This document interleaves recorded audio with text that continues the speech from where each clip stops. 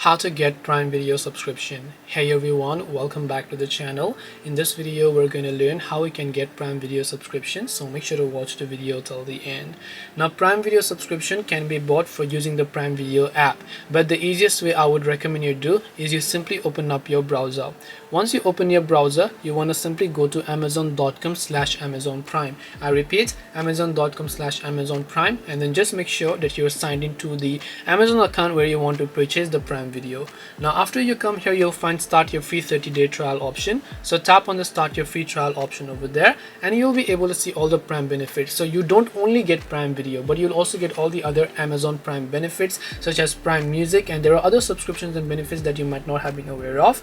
Now once you have done that, under this add a credit or debit card option, you can simply tap add credit or debit card option, tap on the enter code option and make sure to enter your code and everything else, and once done you'll have successfully gotten Prime Video.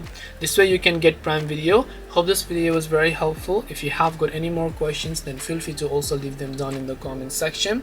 Thank you for watching till the end of this tutorial, and see you soon in our next video.